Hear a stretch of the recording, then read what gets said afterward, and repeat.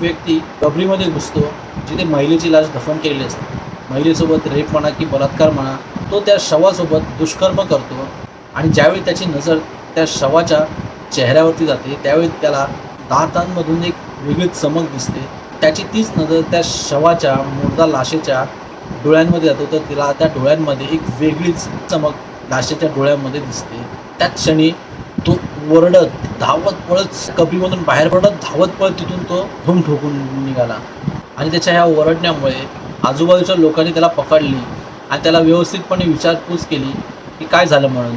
त्यावेळी त्या व्यक्तीने कबरीमध्ये घडलेला सगळा प्रकार तेथील जमावास सांगण्यास सुरुवात केली. पूर्वी लोकांनी सांगितलेलं आहे की कबरीच्या आतमधले हाल हे कबरीतील व्यक्तीच सांगू शकते, पण इथे खुद्द जिवंत व्यक्तीने कबरीच्या आतमधील हाल स्वतःच्या तोंडून सांगितले.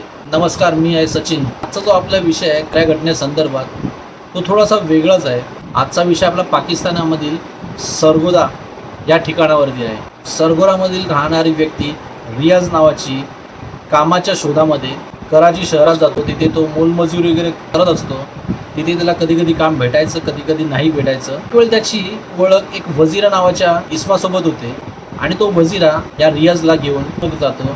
ते हा वजीरा एक माळीचं काम करायचा. फुल रोपटी, झाडी, छोटी छोटी रोपटी असतात त्यांना पाणी देण्याचं काम हा वजीरा करत असायचा. हे काम करण्यामध्ये तो वजीरा आतापर्यंत एकटाच होता आणि त्याला तरी सोबत हवी असते. त्याची ही शोध मोहीम लवकरच संपते. कित्येक वर्ष हे दोघे सुद्धा एकत्र राहतात. एक वेळ ह्या रियाजची नजर वजीराच्या कृत्यांवरती पडते.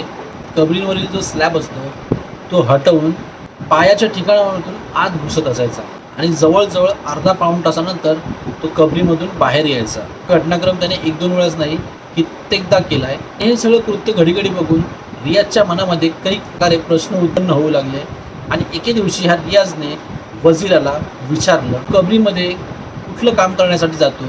त्यावेळी वजीराने सांगण्यास सुरुवात केली की ज्यावेळी वजीराने त्याचं संपूर्ण घटनाक्रम सांगण्यास सुरुवात केली त्यावेळी या रियाजला वाईट वाटण्याऐवजी एक वेगळंच सुख त्याला प्राप्त झालं. वजीरा तेथील कबरींमधील जी महिलांची शव असायची, बॉडी असायची, त्या बॉडीसोबत बलात्कार म्हणा की रेप म्हणा, दुष्कर्म करायचा आणि हा घटनाक्रम पुन्हा चालू झाला. आधी वजीरा एकटाच असायचा पण आता रियाजची सोबत त्याला भेटू लागली आणि हा घटनाक्रम ही दोघी पुढे चालवू लागली. ज्यावेळी रियाज पोलिसांच्या अहवालांमध्ये असतो, पोलिसांना माहिती देतो की वजीरासोबत मिळून त्याने 48 ते 50 मेलेल्या महिलांसोबत हे दुष्कर्म दोघांनीही केलेलं आहे. स्वतःची हवस याच्या माध्यमातून पूर्ण करण्याचा प्रयत्न या दोघांनी केला. एके दिवशी या वजीराची अचानकपणे मृत्यू होतो कारण की वजीरा धूम्रपान करायचा, एक असा नशा घ्यायचा ज्याच्यामुळे तो नेहमीच आजारी असायचा. शारीरिक आणि मानसिक दोन्ही प्रकारे बिमार असायचा आणि एके दिवशी त्याचा मृत्यू होतो. पण वजीराच्या मरणानंतर सुद्धा त्या रियाजचं हा घटनाक्रम थांबला नाही आणि त्याने स्वतःने पोलिसांसमक्ष कबुली केली आहे की वजीराच्या मरणानंतर सुद्धा त्याने ते दुष्कर्म थांबवलं नाही तर तो घटनाक्रम त्यांनी पुन्हा चालू ठेवला. कित्येक महिलांच्या शवसोबत, बॉडीसोबत शरीराची भूक भागवत असायचा. हा विषय ऑक्टोबर 2011चा.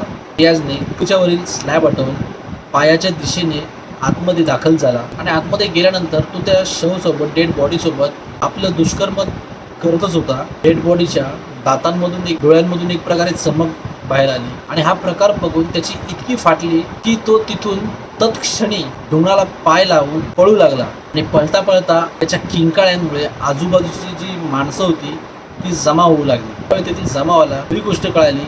त्यावेळी तो जमाव त्याच्यावरती तुटून पडला आणि घडलेली घटनाच अशी होती जी ऐकून कोणाच्याच पण पायाखाली जमीन सरकेल आणि समोरच्याला तो मारण्यास उतावळे होईल. काही लोकांनी या जमावामधून त्याला जिवंत बाहेर काढला. त्याचा मृत्यू त्याच क्षणी अटळ होता.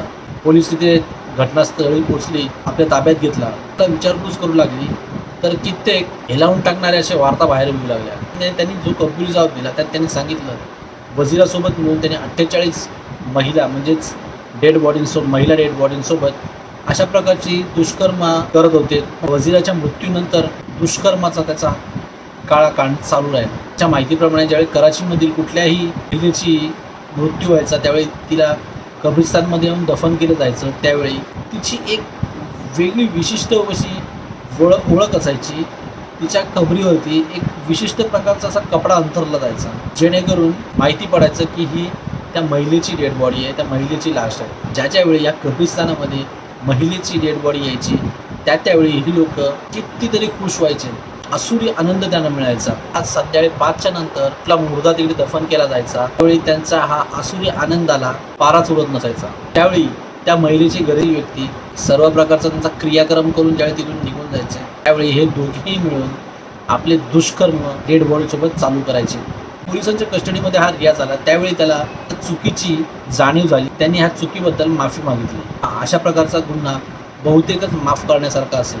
दुष्कर्म त्यांनी घडले ते त्यांच्या जिवंतपणीच नाही तर त्यांच्या मेल्यानंतर सुद्धा माफ करण्यालायकीचं नव्हतं. पण दुःखाची गोष्ट ही आहे की हा घटनाक्रम उलटून आज 12 वर्षांपेक्षा जास्त काळ लोटून गेला. त्या गुन्हेगाराला आजता गायब काय शिक्षा झाली, फाशी झाली की जन्मठेप झाली हे कुणालाच ठाऊक नाही आहे. ज्यावेळी ही घटना बाहेर आली त्यावेळी ज्याच्या घरातल्यांना समजली ही गोष्ट, ज्यांच्या डेड बॉडीज तिथे दफन केल्या गेलेल्या आहेत, त्यांच्यापर्यंत ज्यावेळी हा घटनाक्रम पोचला त्यावेळी त्यांच्यासुद्धा पायाखालची जमीन सरकली.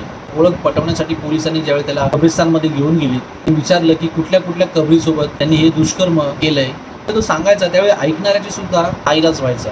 आणि ज्यांच्या घरातल्यांची कबरी होत्या त्याचं तर मन सुन्न होऊन जायचं हा घटनाक्रम ऐकून. घटनाक्रम ऐकवण्याचा उद्देश हा नाही की कोणाची बदनामी करणं किंवा कोणाला नाव ठेवणं.